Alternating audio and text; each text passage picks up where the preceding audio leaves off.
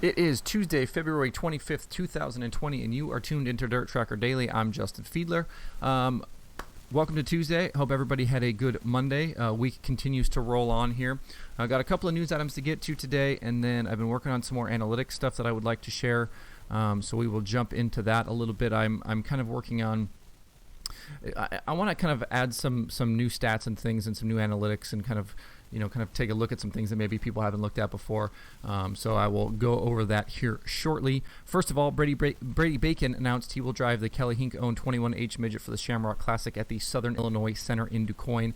Bacon is only one of 4 drivers to have started the feature in all 4 previous classics. The Shamrock Classic is March 7th and is show-up points only for national midget competitors. So check that out here coming up not too long. The All-Star Circuit of Champions are adding to the July weekend at Sharon Speedway. The Lou Blaney Memorial was already scheduled for July 11th. They are adding to it the Justin Snyder Salute to the Troops on July 12th.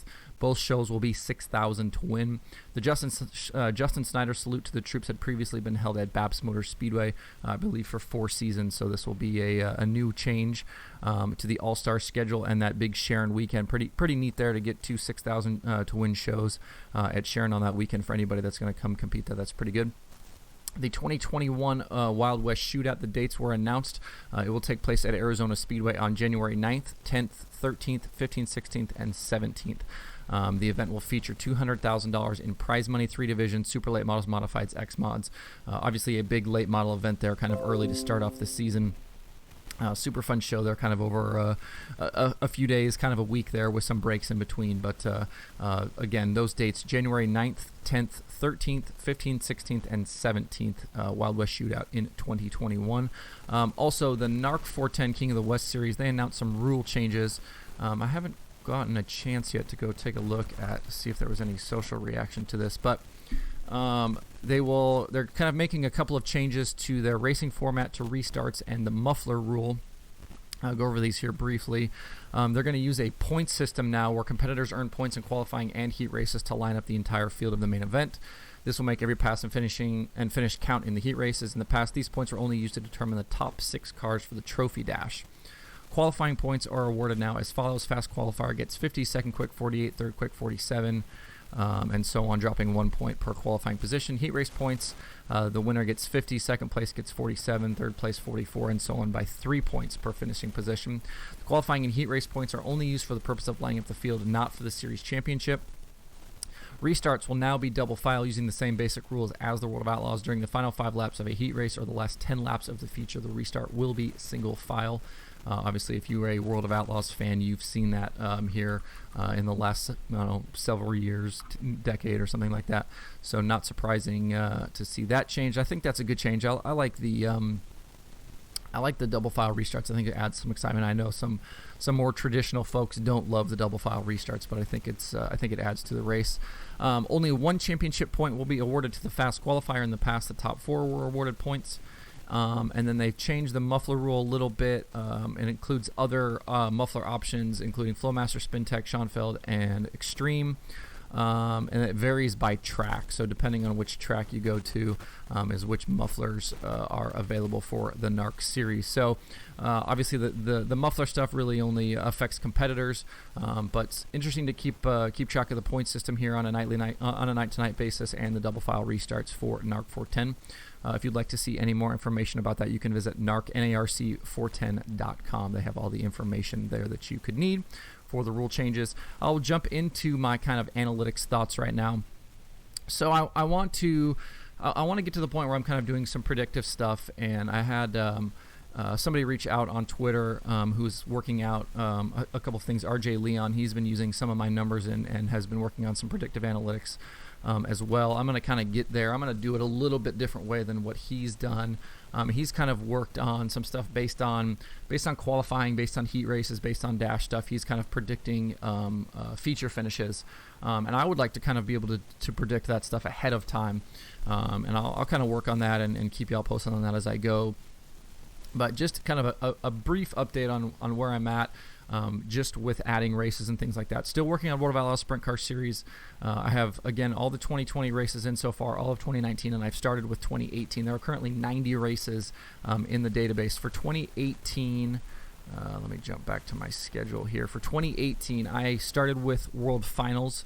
So I have both shows at World Finals: Port Royal, Dodge City, Lakeside, Eldora, Terre Haute, Fulton, the 2 nights at Williams Grove, and Lernerville. So I have, 1, 2, 3, 4, 5, 6, 7, 8, 9, 10, 11 shows from 2018 to go along with 2019 and the shows from 2020. So again, 90 total shows. I also went in and on the stats pages where I have feature wins, top 5s, top 10s, average finish, I made those boxes collapsible just to make that a little more user-friendly.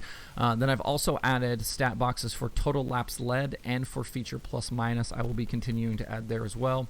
If you open the analytics page, those first kind of stat boxes you see are based on all of the races in the system, so all 90 races. And then if you look up at the top of the page, I kind of have a little bit of a description there. You'll see links for the various years, so you can click on the year and then get those stats year by year. So again, added laps led for the season and feature plus minus. Feature plus minus, and I'm going to add heat race plus minus. What I mean when I say plus minus is where you start in a feature versus where you end in a feature. So if you're curious about that, and I actually have that on all of the individual results pages as well. Like if you click on any single individual race, you'll see where available. I've been having some issues with some of the 2018 races don't have dash starting position. But for B main, C mains, dashes, heat races, feature, where I have a starting position and a finishing position, I have that plus minus, and that's a column in the results. So you can check that out as well.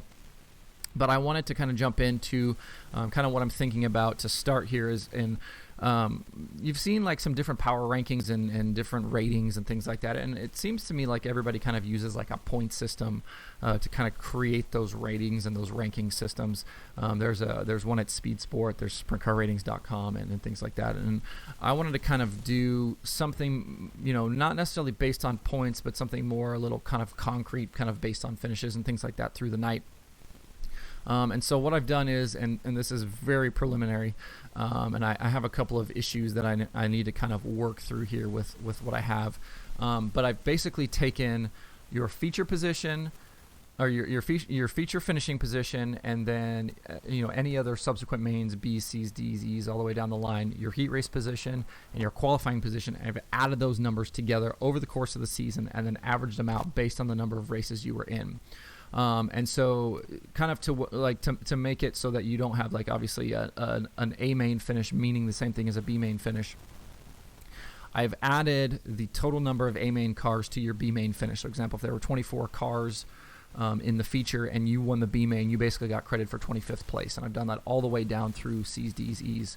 And then I've added those total numbers together and then averaged them out over the course of the season. And so for the 90 races I have in right now, kind of an aggregate score for a lot of these drivers, Brad Sweet is the top of the list. He has an average score of 15.1 over the course of the 90 races. So that means his qualifying his qualifying position, where he qualifies, where he times in at, his heat race position, and then any feature positions are added into that number to get Brad a 15 score. I didn't do the dashes and I didn't do qualifiers because those actually will add to your score.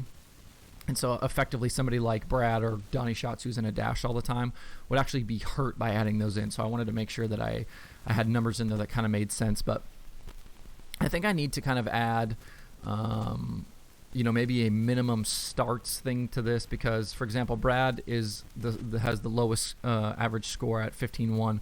Tony Stewart has an average score of 15.5, but Tony has made very few starts. And so like my what's the top 5 right now? Brad Sweet is at 15.1, Tony Stewart 15.5, David Gravel 15.9, Donnie Schatz 17.6, Matt Campbell 18.5. Matt Campbell also a Pennsylvania driver with very few starts. And so I have a lot of guys in there that don't have a ton of starts, so I might add a minimum start number in there to kind of filter out some of those other drivers, or maybe at least sort them to the bottom. So this kind of makes a little bit more sense. But guys with quite a bit of starts, Brad Sweet obviously at the top, Gravel, Schatz is up there, Pittman, Bell has a decent amount of starts. He's behind Pittman, Schuhart 22.4, Carson Macedo 27.5, Lance Deweese 28.28. And this isn't published on the website right now, but I will certainly get there here in the next couple of days, but just to kind of give you an idea, kind of a different way to look at things, and obviously, not surprising to see Brad Sweet, David Gravel, Donnie Schatz, Darren Pittman, Logan Schuchart up there, because, those are the names you're going to see a lot and hear a lot and have been seeing a lot and hearing a lot over the course of the last couple of years. And as I continue to add more races into the 2018 season, obviously you'll see that change quite a bit as well.